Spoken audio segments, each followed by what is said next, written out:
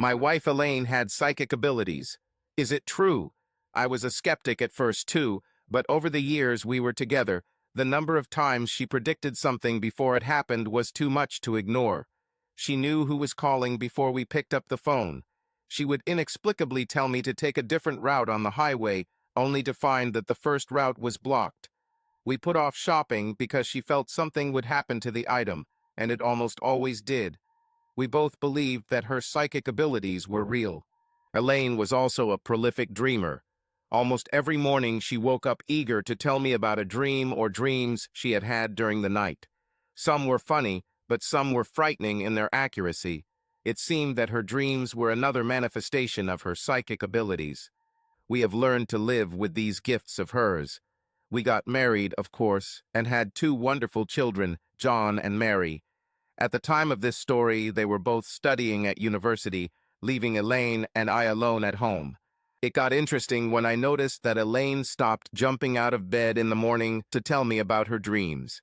This went on for almost 2 weeks. "Lainey, you haven't told me about your nightly adventures in dreamland lately." "What happened?" I asked at breakfast. "Oh," she answered, a little embarrassed. "They became too strange even for me. I don't think you need to hear them," she added. Now every husband knows that when someone says something like that, it's an invitation to push a little harder. "Come on, Lainey, I've listened to your dreams our entire married life. Why did you stop?"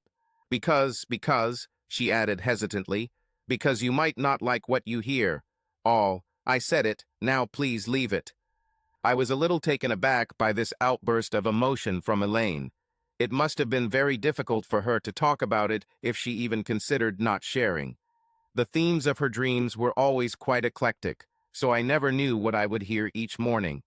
But this was something completely unusual. A list of things she didn't like to talk about flashed through her head. Was this related to the death of her parents? With early fear when John was just born? With Mary's mysterious disappearance for one night when she was 18? With her ex-boyfriends? Although we often talked about them, as well as about my ex-girlfriends, at the beginning of our married life, I knew I had to leave it for now. I knew it would come up sooner or later, and all I had to do was be patient, like a good husband.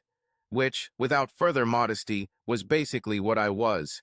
I've been an accountant all my working life, and while the money I made wasn't fantastic, it was a stable and ongoing stream of income that kept us middle class. I could honestly say that I was a level-headed guy, slow to get annoyed but quick to find the funny in life. Our home was always filled with laughter and good-hearted jokes. When I had to be strict, I was strict. Raising two children has its difficult moments, as well as its moments of absolute joy. Elaine and I enjoyed a very comfortable relationship. After the white-hot ardor of our early marriage, we moved on to a calmer, implicit partnership, where the old passions flared up from time to time. We both accepted it. We talked about this change often, but agreed that we didn't regret anything in our lives. Money was fine, health was fine, the prospect of grandchildren in the future, and the ability to travel. Everything is fine. Of course, this dream really tormented Elaine. The non-telling continued for another 2 weeks until one morning, while I was preparing breakfast, she exploded and sat up straight. "Bill, I have to tell you about this dream. This is killing me." Elaine was almost in despair. We always discussed everything with each other. Sometimes the storytelling was awkward and caused heated discussions. My even-tempered personality perfectly balanced her emotional stories. Our arguments usually didn't last long until we found a compromise and started laughing at them or enjoying the love. I poured some coffee, waiting for the story to begin. This should be interesting, I thought. I saw that Elaine was very nervous and did that same hand rubbing that she always did when she wanted to concentrate on something. "Bill, I had a dream that I would see James before I died, before my life ends." Damn it, I thought. Does she have a premonition of her own death? This is new. Now I'm starting to worry. "Bill, I have the same dream every night. It becomes more and more urgent. I just can't get rid of it. You know who I'm talking about, don't you? James Sloop, a guy I met in New Zealand many years ago." Now she looked at me with those desperate eyes that I had rarely seen from Elaine. I knew James Sloop. I only met him once. It was the day after our wedding. The story is that when Elaine was 18, she and one of her friends joined a group that toured New Zealand's two main islands within 2 weeks. It was an exciting time for her. Elaine has traveled abroad many times before, but always with her parents. This was the first time she was practically alone. The tourism group was mainly of the camping type, where all travel was done by bus. Everyone spent a lot of time together on long bus trips. Although the group was not limited to 18-year-olds, this was the age of most of the participants. James was also in this group, and he and Elaine became very close during the tour. I didn't know Elaine that well then. We were in the same school. However, I saw photos of the tour later and could see that they were clearly close during that time. By the time I saw the photos, Elaine and I were already a couple, and I had to suppress the feelings of jealousy that tried to surface at the realization that the love of my life was now close, or maybe intimate, with another man. I had to rationalize it, realizing that it was in the past and the present was different. I also had old girlfriends, and I had to suppress these experiences too. I was a little annoyed when the day after our wedding we had to postpone our honeymoon until James came and gave us a wedding gift. I only agreed because all of Elaine's relatives insisted on it. He arrived on a late flight from New Zealand and could only arrive in the morning. He actually missed the wedding. Poor James, flying so far away and not seeing the wedding, Elaine's mother interjected. She knew about James and Elaine. More than me, apparently, but she was happy with our decision to get married. I always had the impression that Elaine's mother would be just as happy if Elaine married James. It was just a feeling, and never something said directly. They always treated me with the respect that a son-in-law deserved, and I always respected them. They were an easy family to get to know, and I loved them like my parents. A well-organized wedding celebration was extremely important to Elaine's mother, and for her the thought of someone flying so far away and not seeing the happy couple was almost unbearable. "Bill, you just have to wait a little longer. No need to rush. You will have the rest of your life together." Elaine and I waited. When the taxi from the airport pulled into the entrance, I noticed a very handsome figure of a man coming out of it. He was about my build with immaculate hair that was almost white. His face was almost childlike, without a single spot. I was amazed that he looked so elegant after such a long flight, but there he was. Elaine immediately ran to him. "You made it, James. I didn't think you could do it." My primal instinct to claim my woman began to rise, but the public nature of the situation and everyone's oohs and ahs calmed me somewhat. The greetings were very cordial and hugging. He gave a wedding gift, which was a leather bag. Dear bag. Great, I thought. I'm sure I'll enjoy using it.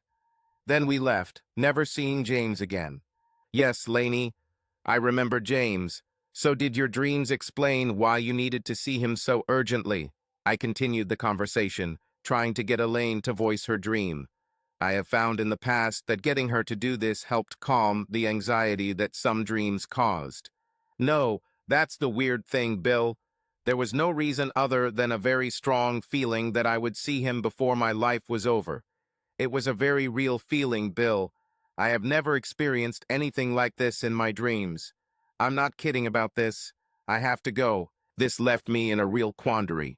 I knew that Elaine's psychic abilities were a real and powerful part of her life, now our lives. The times when we acted on her intuition mostly turned out well for us. It's funny, but psychic abilities don't always tell the whole story. It's more like driving a car with a dirty windshield. You get glimpses of what's ahead. History is replete with examples of people who got into trouble because they relied only on intuition to make big life decisions. I knew I needed to slow down this sense of urgency and let it unfold slowly. We were both retired, so there were no physical barriers to going to New Zealand. After all, it was a country on our bucket list, and we were planning to go there in September, 9 months from now. I wondered if the discussion of this future trip had brought on the dream in the first place.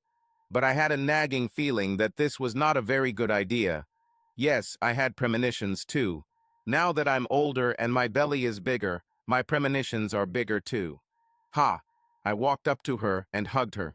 Lainey, I know you feel like this is a necessity right now, but let's wait. We were going there in September anyway, so are you willing to wait until then? She nodded. Looking into her eyes, I saw that she understood the logic of the expectation, but there was still this desperate need.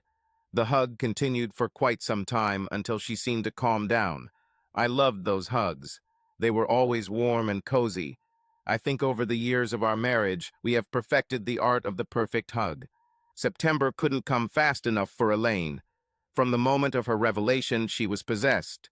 She scoured all social media looking for James. She found him and found out where he lived. She knew his profile by heart. Married. 3 children, all adults. Divorced. Lives alone in Queenstown, South Island. What a coincidence. Queenstown was a place we were hoping to stay during our trip to New Zealand. She planned our trip carefully. Tickets have been purchased and hotels have been booked. She then texted him, telling him where we would be and when. Again, it bothered me a little, but I went with it because I knew how important it was to Elaine. She just needed to get this meeting out of her system. I knew from experience that if something didn't happen to give her closure, it would gnaw at her for months. Besides, I trusted Elaine. We were married for a long time, and she often said to me romantically, "Bill, I know that if I don't be with you, I'll just die. My life will end. You are my life and love."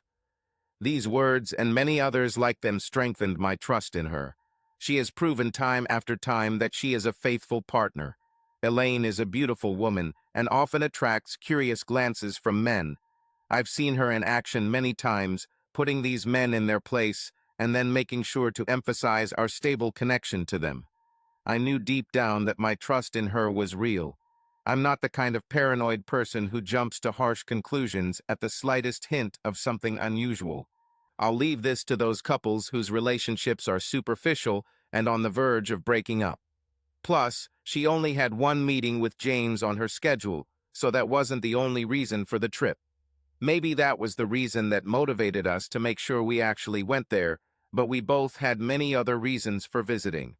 Air New Zealand landed in Queenstown with 2 very nervous passengers on board. Elaine was excited about all the activities planned, and I was really excited about skiing at the Remarkables and my trip to Glenorchy, where many of the Lord of the Rings scenes were filmed.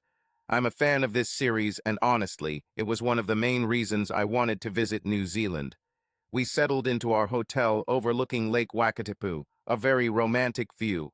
Almost immediately, Elaine picked up the phone, trying to contact James. They got in touch and agreed to have dinner together that night. The evening went surprisingly well. James was the perfect gentleman all night and seemed to spend a lot of time with me. I realized that I even liked him. He seemed to know what to say and when to say it. He also knew when a topic had run its course and cleverly changed it. His childlike beauty as a teenager carried him well into adulthood. He looked at least 10 years younger than his age and was obviously in good shape. That head of blonde hair that I remembered from the first time I saw him many years ago now stood proudly on his head. He was dressed like a businessman. He radiated confidence. He knew what he was doing. Elaine was happy to remain in the shadow of our conversations most of the time, but I could see that she was listening carefully to his words. We talked about our families and how our retirement was going. Any anxiety about the meeting quickly disappeared, so at the end of the evening we agreed to meet again in 3 days. Uncle James had a vineyard in the Otago area, and it turns out Elaine and I both love Pinot Noir. One of Elaine's scheduled classes had to be canceled to fit into the schedule, but given the company and the opportunity, it seemed worth it. "James seems like a nice guy," I commented as I undressed in our hotel room that night. "He really knows how to captivate an audience. He's been fooling me all evening. He was a bit like a puppeteer, leading us down different paths at will. He would make a great used car salesman." I laughed, trying to keep the mood light. "So, Lainey, what do you think? Was it worth it?" He really was a great conversationalist, and you're right. He seemed to understand when to start a new topic of conversation. He read you like an open book, Bill. It was very interesting for me to watch you both. To answer your question, Yes, it was worth it. He has changed a lot since we knew each other when we were 18. He seems to have lost his aura of innocence, but I guess that happens to everyone as they age. I'm glad we took the time to meet him. Thanks, Bill. I love you. I really appreciate what you did for me. Now let's go to bed so we can show each other how much we love each other. I'll tell you the truth, Lainey, it wasn't that hard of a task tonight. I even liked this guy. Now, what about the bed? Skiing was planned for the next day. Elaine and I both love skiing.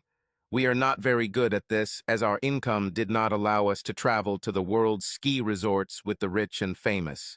We put on layer upon layer of clothing to protect ourselves from the icy wind and queued up for the lift. I, in my foolishness, decided to try the medium slope for those with some skill level, while Elaine, wisely, chose the easy slope. It was probably a man's thing. The skiing at the Remarkables was truly amazing. The scenery was breathtaking, especially with the city of Queenstown visible in the distance.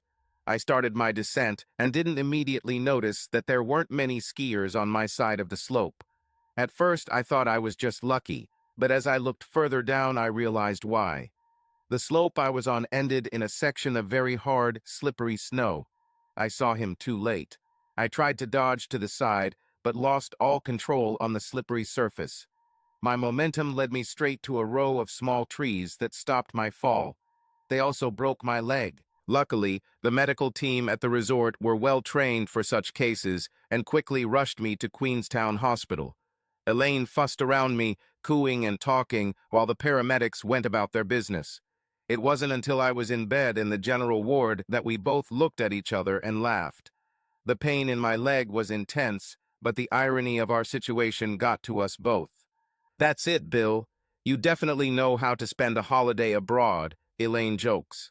The doctor said the fracture is not too serious, but given your age, you will have to stay here for at least 2 days, and then you will need crutches, maybe even a special boot.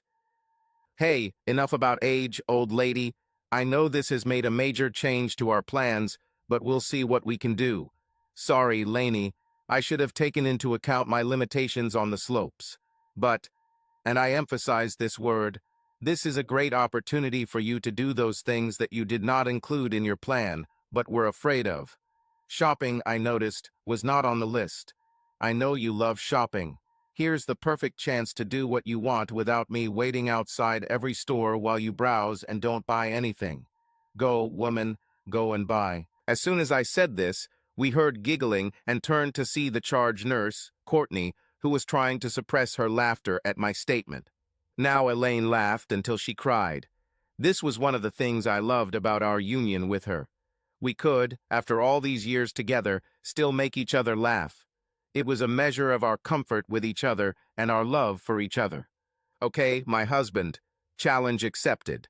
2 days of unlimited shopping for me while you relax in this beautiful hotel with room service. Agree? What do you think, Courtney? Will I be able to fill the next 2 days with endless shopping? Courtney looked at Elaine seriously and said, "This town is made for shopping and eating after shopping and partying after eating." Elaine replied, "Not sure about parties, but shopping and food sound great." She turned to me again. "Do you think you could limp into the vineyard with James? The threat of endless glasses of fine Pinot Noir can do wonders for your leg. Besides, if I spend money on great clothes and food, you should have your share of the fun too." I'm not sure, Lainey. Crutches can be a little restrictive and antibiotics may not work properly with alcohol. We'll have to wait and see. I'm serious, go buy it. Elaine came to my place for breakfast the next morning, and as soon as the shops opened, she left. "See you in the evening, dear," she said, leaving the room. Courtney, a nurse, looked at her energetic departure and commented, "I hope your credit card is charged, Mr. Yates. Everything in this city has a tourist price." She giggled as she left the room. I wasn't looking forward to spending a whole day watching TV in a lonely hospital room, but regular visits from nurses and kitchen staff offering snacks and tea helped pass the time. I easily got to know the different employees, especially Courtney, who was local.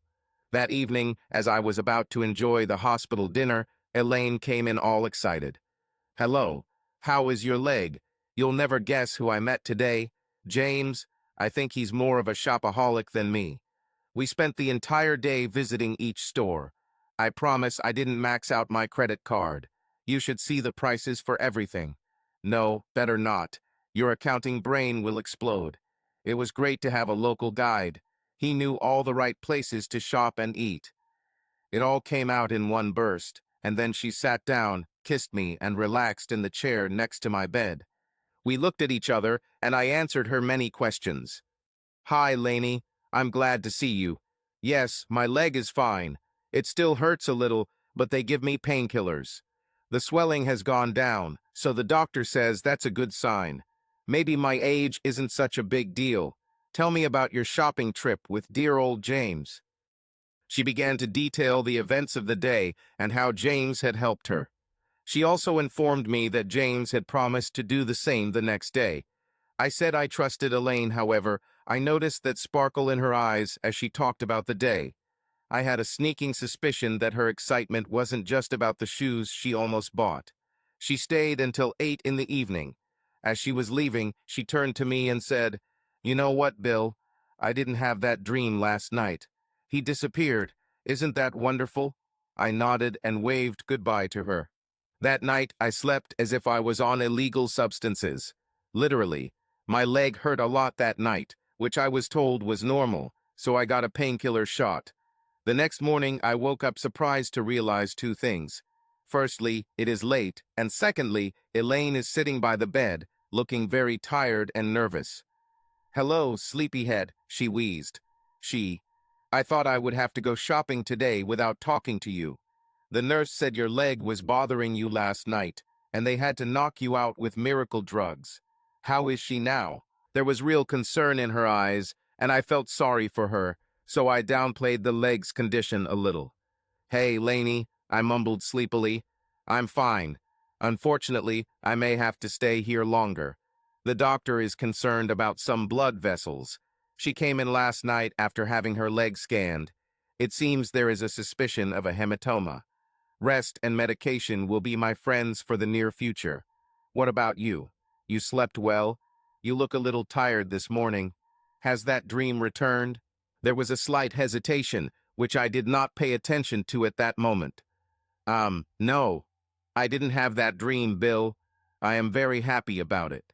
This dream has been part of my consciousness for so long that it now seems strange that it is not there. Anyway, I was planning on going shopping again today, but do you want me to stay with you? You look a little worse today. Lainey, I'll be in bad company all day, I think. I will fall asleep and wake up while the medications work. Go and do it, like we said, shop till you drop. Now go. I think the shops are already open. She left the room again, and I again fell into an anxious sleep and half-sleep. Nurse Courtney came in several times into my sleepy haze. "This wife of yours definitely knows how to dance, Mr. Yates, but a warning from an old local who has seen the views and knows the people here. This man she is dancing and spending time with is a snake. Be careful with him. I speak from personal experience." Then she left again. I wasn't sure if what I heard was a dream or not. However, I didn't have the conscious strength to fully process what I heard, so I just slept. I woke up to the smell of dinner waiting for me on the nightstand. Eating helped me come to my senses, which probably wasn't a good idea. My leg hurt like hell. After dinner, I settled down on the pillows in this strange half-lying, half-sitting position. At that moment, Elaine entered. She looked tired and a little nervous. "Hi, Bill. Sorry I'm a little late. How was dinner?" She kissed me on the cheek. "Hi, Lainey. Ordinary. They try, but it's never quite like homemade food. How was your day? Do I need to get a part-time job when we get home to pay the bills?" Elaine smiled. "No, Bill. James paid for most things today." As soon as she said that, she seemed to stop and didn't speak again. There was an awkward silence until Nurse Courtney came in to check on her. Courtney looked at Elaine with the silent, knowing look that women seem to learn from a very young age. Elaine eventually looked away and turned to me. "So, Bill, we have a vineyard and winery visit planned tomorrow. I don't think you can go. What a shame, Bill. That leg is really giving you trouble. Tomorrow I will come and spend the day with you." As she said this, she looked at Courtney, who almost nodded in approval. What is it between these two? I couldn't help but think. It's like some kind of secret code of gestures and nods. I'll have to ask Courtney what that means someday. Looks like I'll be here for a while longer. There was no point in asking Elaine. She was dying to go shopping. "No, Laney, I really appreciate you coming when you can. I miss your company, but I know that there is nothing more boring than sitting in a hospital. I know you want to be here with me, but this is also your vacation. I feel so bad that my stupid trick cost you time to rest. Go and enjoy your trip to the vineyard. Promise me that you will bring me a case of excellent wine that we can drink when I leave here." Elaine couldn't contain her excitement. "Okay, thanks, Bill. See you tonight. Try to be nice to the nurses." And then she left. Courtney stayed in the room for a while and was about to do something else when I called her. "Courtney, can I talk to you for a minute?" She hesitated, but stayed. "Sorry, Mr. Yates. I shouldn't have told you anything. I apologize if I said something inappropriate." "Courtney, you said something about my wife being a good dancer and having to be careful with that snake or something. Sorry, I was a little out of my mind when you said that. Is there something I should know? And how do you know that Elaine is a good dancer?" Courtney paled noticeably, but walked over and sat down next to the bed. "Mr. Yates, you won't like what I'm about to tell you. Last night, my friends and I went to the Pink Pussycat, a popular nightclub here in town. All the locals know it as a cheap place to go if you just want to dance. Well, about 9 o'clock in the evening, I noticed Mrs. Yates. She was with James Sloop. He's a well-known woman hunter here. He has a way of charming any woman he sets his sights on. He tried it with me once, and it was so good that I almost took off my clothes in his apartment. I almost fell under his spell. He is a real master in this matter. I watched them for a while, and it was very obvious that Mrs. Yates was close to him." She stopped. "I don't know how to say this without being harsh, Mr. Yates, but they were very close. They left around 11, and I don't know where. He still held her tightly and even stopped to kiss her while they were waiting for the taxi. I'm so sorry, Bill. Can I call you Bill? It's far beyond my nursing ethics to tell you this, but I feel you should know." She suppressed a small sob and left the room. "What the heck?" I said out loud. This information took me completely by surprise. Never in a million years would I have expected this from Elaine. There must be a completely innocent explanation for this. I trusted Elaine and did so throughout our married life. There was never the slightest hint, either explicit or implicit, that she might cheat on me. She was the epitome of a faithful, loving wife and partner. She was a wonderful mother to our 2 children. The children adore her for her devotion and love for them. I adored her for the same thing. She is my chosen partner in this life, and we, or at least I thought it was us, were looking forward to spending our twilight years together, enjoying what life had to offer together. This visit to James was supposed to be a one-time meeting. I liked this guy. He seemed reliable, and I was glad when he took Elaine under his wing while I was in the hospital. Still felt guilty about ruining our holiday with my stupid accident on the slopes. Was this a setup? There was no way that my accident was faked, so how did it all happen so quickly and on such a scale? Elaine was not a spontaneous person. She needs time to make any decision. This is definitely not like her. She met him just 2 days ago. The first meeting was with me. He paid almost no attention to her. If his intention was to win Elaine, he would have started from now on. My mind was in turmoil and my leg was hurting again. I called the nurse and Courtney came. "Are you always on duty here? You are always here when I am awake. What's the matter with you nurses?" Courtney smiled and said, "Mr. Yates, we have strange shifts. Sometimes I finish at 10:30 and start again at 6 in the morning. Sometimes we have split shifts. The system doesn't spoil us much, but fortunately we enjoy our job, taking care of unfortunate people like you. Now what can I do for you? Is your leg bothering you again or what I said earlier?" She looked at me with understanding.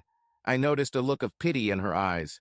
It wasn't what I needed, but I wasn't about to take my frustrations out on a nurse as dedicated and honest as Courtney.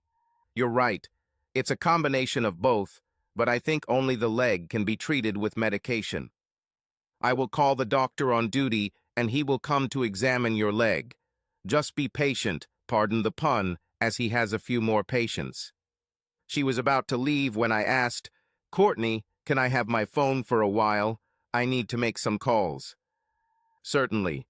They don't usually do this in a hospital, but since there are no bedside phones in this room, I'll see what I can do. You are an angel, Courtney, I said as she walked away. They've called me that before, Mr. Yates. The doctor came shortly after and examined my leg again. Your leg is healing, Mr. Yates, but there will be some residual pain until the blood vessels resume normal function. I am pleased that the swelling has subsided significantly.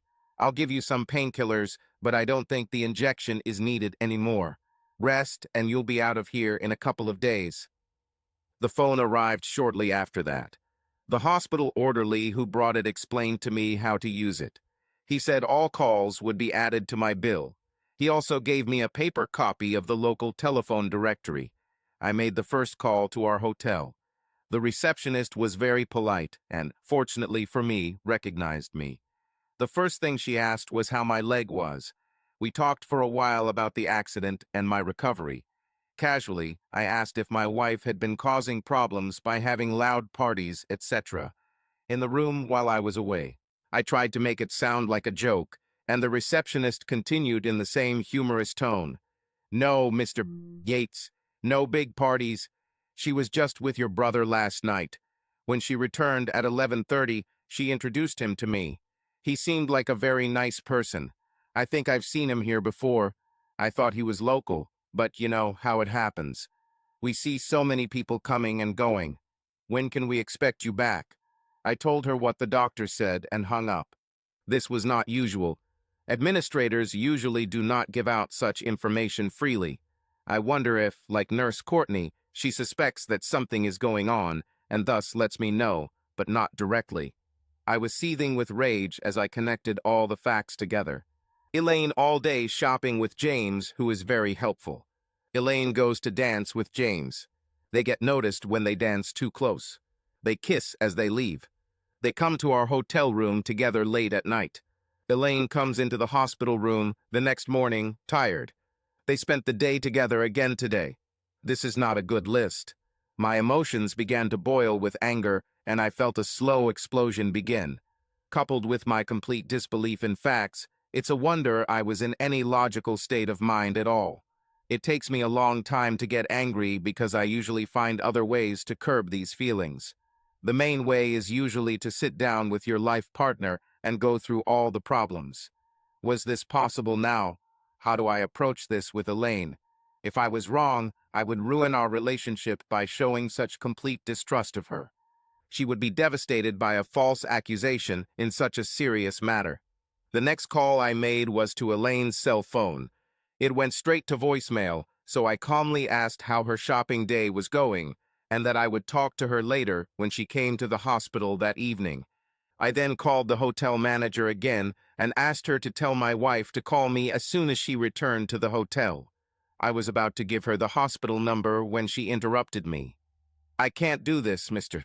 Yates. Mrs. Audi Yates and your brother arrived here about 10 minutes ago and went straight to your room, carrying a box of wine. They are there now. Do you want me to call the number?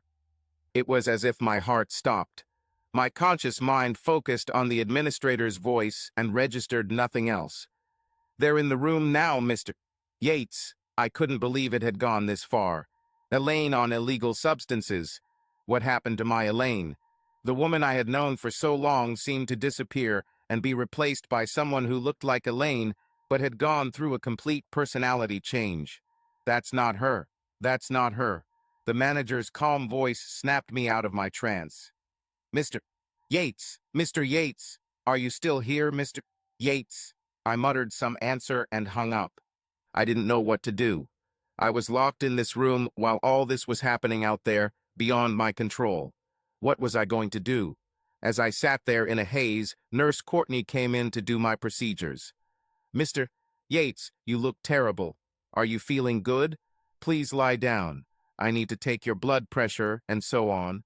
Relax, please. She laid me down and put the cuff on my arm. She looked worried as the machine took its measurements. Your blood pressure is too high, Mr. Yates. You need to relax. Is there something I can do?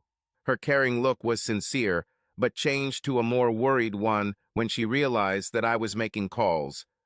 Is it because of what I told you earlier? She asked. I nodded grimly and told her what I had learned. Oh, Mr. D. Yates, Bill, I am so sorry. I knew I should have kept my mouth shut. It's all my fault. I started all these doubts and investigations. She was clearly upset now. I told her it wasn't her fault, and that if she hadn't told me what she knew, I would have found out another way. Is there anything I can do, Bill? I thought long and hard about this. What could a nurse stuck here in a hospital do? She was just as trapped here as I was. It occurred to me that there might be a way to get proof of what Elaine allegedly did.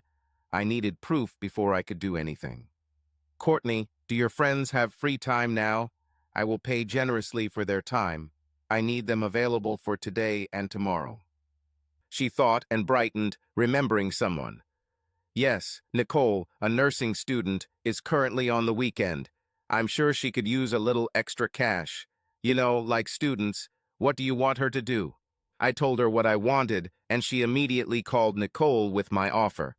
It must have taken Nicole a while to be convinced, but when Courtney mentioned payment, generous payment, her objections seemed to disappear. Crap, my leg hurts. That night, as expected, Elaine arrived bright as a button, clearly very excited. She had a smug, satisfied expression on her face. Hi, Bill. Missed you today. How is your leg? You don't look too good. Hello to you too, Elaine. My leg is a little better. The doctor said I'll be out in 2 days, so I'm sorry. You'll have to be alone a little longer. Don't worry about it, Bill. I can take care of myself. By the way, the trip to the vineyard was amazing. We stayed there all day. It's amazing that I can walk straight after all the tastings. James and his brother gave me a tour of the entire operation. I'm so sorry you missed it. I am so tired. Do you mind if I leave early today? I need to go to bed. Tomorrow you and I were planning to go to Glenorchy, remember? The driver is still booked, so I'll go and promise to take a lot of photos for you. She got up to leave. Of course, thank you, Elaine. See you tomorrow evening then. There's no point in coming here so early if you need to meet the driver. Love you and see you tomorrow. She lowered her eyes and replied, Love you too, Bill. Now I knew for sure that everything that was said about Elaine was true. She lied to me straight out about being at the vineyard all day. She was not. She had been in the hotel room with James for at least half the day. The rest of her words began to take on a different meaning. All those tastings we had. I need to go to bed. I am so tired. It's amazing that I can walk upright. All these words might be innocent, but in my current state of mind, they could not be trusted. What did Elaine, my Laney, do with my vision of her? I spoke directly with Nicole and explained in detail what I wanted her to do. She seemed almost excited about her task. I couldn't share her excitement. What I asked her to do would cost me a lot of money and possibly my marriage. I couldn't sleep that night. I tossed and turned, not because of my sore leg, but because of the constant pain in my heart. I was afraid of the pain that was about to fall on me and my family. How do I approach this with Elaine if this is true? This accusation goes far beyond any other argument we've ever had in terms of severity. The consequences of this will last forever. What about our children? How will this affect them? I know I can never trust Elaine again. I'd read about couples who were able to leave the past in the past, but damn, that got to the core of our relationship. To break exclusivity means to break love. Forever from now on, if this is true, Elaine's every word and action will have to be questioned and tested for accuracy. What would such a relationship be like? Not ones I can participate in, that's for sure. I need more proof. Well, the next 2 days will tell if Nicole can get what I need and fear. As it happens, 2 days have passed. The doctor allowed me to return home to the hotel if I promised to take care of myself. No more skiing for you this holiday, Mr. Yates, he joked as I left the hospital in a wheelchair, holding my brand new crutches. The receptionist at the hotel greeted me like a long-lost friend and commented, "I hope you can rest here, Mr. Yates. The room has been specially cleaned and refreshed for you." As she said it, she winked at me meaningfully without Elaine noticing. "You will also receive a welcome drink and snacks. Enjoy." She returned to her computer without even looking at Elaine. The elevator ride was gloomy. Elaine tried to make light conversation, but quickly realized that I was not in the mood. She might have thought it was because of my being in the hospital and not being able to enjoy my vacation so far. How wrong she was. As soon as I entered the room, I asked Elaine to turn on the TV. "Won't you sit with me before you watch it?" she asked. "I thought you'd seen enough of him in the hospital." "You're right, Elaine," I replied. "No Laney now. I need to plug something in, if you don't mind. I can't reach in this wheelchair. Here, this is a flash drive. Insert it into the side connector." By this time, the TV was on. I took the remote control and changed the input source to a flash drive. The screen remained blank. "Very cool, Bill," Elaine jokes, trying to be cheerful. "So this is what you were watching while I was shopping." "Elaine, please sit down." The tone of my voice warned her that something was wrong. As if in a trance, she sat up, staring at the blank TV screen. "Elaine, I want you to tell me what you did while I was in the hospital." Her face turned pale, but she gathered her strength. "I'm waiting, Elaine." "Bill, you know what I did. What is this all about? I went shopping, visited a vineyard, and went to Glenorchy today to take photos for you." She said it all in the same tone of a schoolgirl who had been caught doing something bad but didn't want to admit it. "Stop talking nonsense, Elaine," I screamed. This time she really turned pale. In our entire married life, I have never yelled at my wife in anger. "I want you to tell me what you and that bastard James did while I was in the hospital." "Bill, oh Bill," she began to sob. "We did spend some time together. Perhaps more than it should have, but it felt so right when we were together. We were having a good time. He's such a great conversationalist. I laughed at his jokes and enjoyed his knowledge of the city. He helped me so much while you were lying there. I'm sorry if I spent more time with him than I told you, but—" I didn't let her finish. "You think I want to hear about shopping and excursions?" I took the remote control and switched the slides to the first frame on the flash drive. He showed a photo taken last night at the Pink Pussy Club. Nicole did a great job capturing the action. "I wonder who these two are," I asked sarcastically. Elaine gasped. She couldn't take her eyes off the screen, slowly sobbing. Bill, I don't know what to say," she stammered. "Just say it was you and James at the club last night, Elaine," I shouted again. "Yes, Bill. Yes, it's us," Elaine almost whispered. I'm so sorry. That's all it was, Bill, I promised." I didn't let her finish. "Elaine, your promises mean nothing to me." I switched to the next slide. This time it was the couple from the previous photo outside the club. They were standing on the terrace, which was usually reserved for smokers. It was obvious they were having sex. What? What were you going to say now, Elaine? Were you going to promise that all it was a little too close on the dance floor? Is this what you were going to promise? Did you say promise? My anger was starting to take over, and if I didn't calm down, I might do something I regret.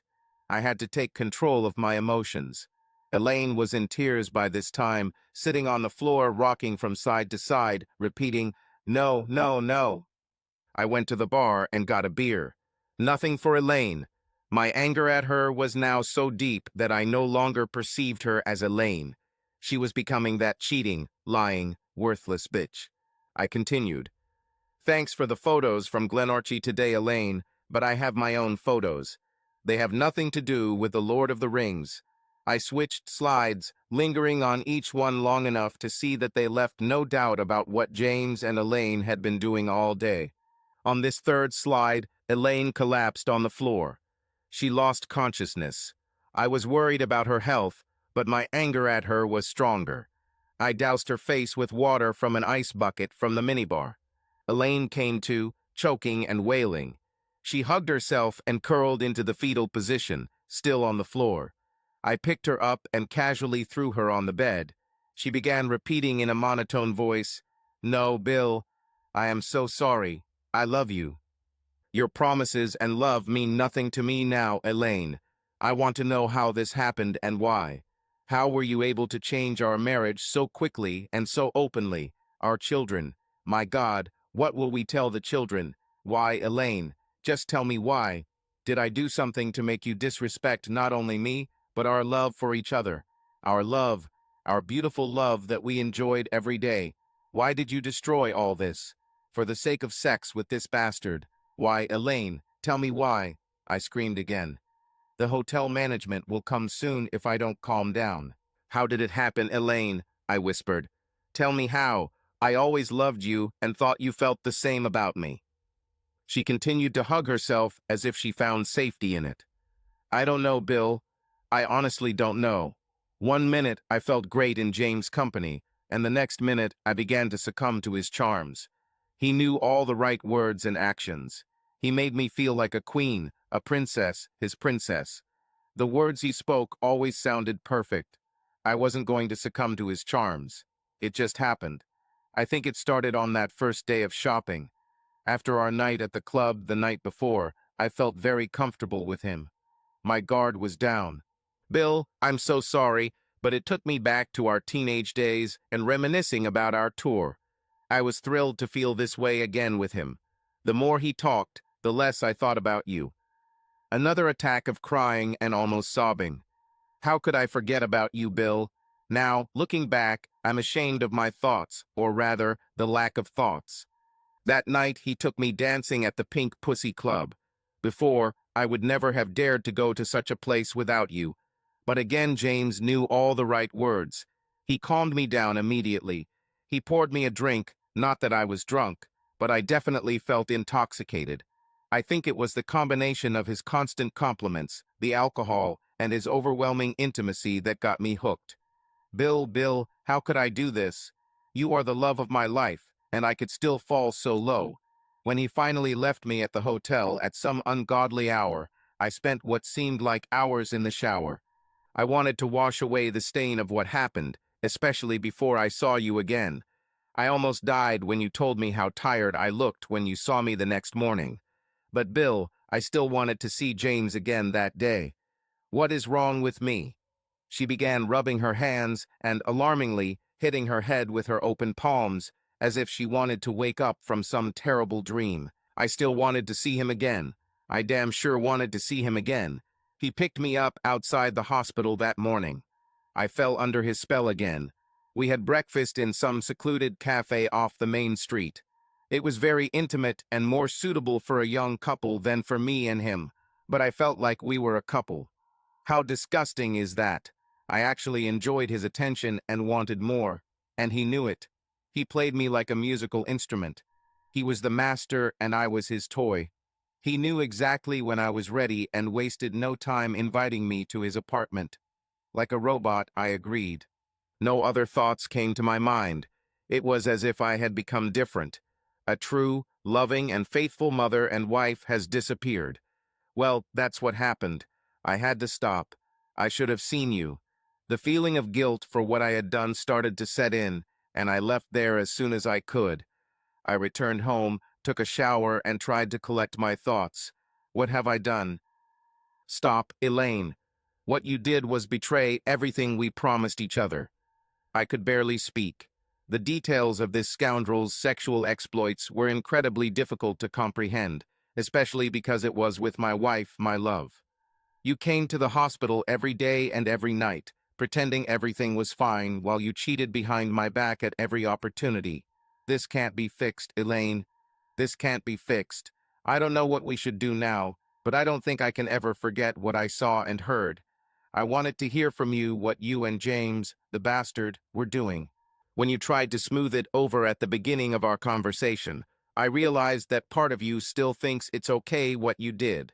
What makes a man, like a creep, think it's okay to trample on someone's marriage to get some sex? I learned that he has a reputation here in Queenstown. He has destroyed countless marriages. That's why his wife divorced him in the first place. He cheated on her from the very beginning.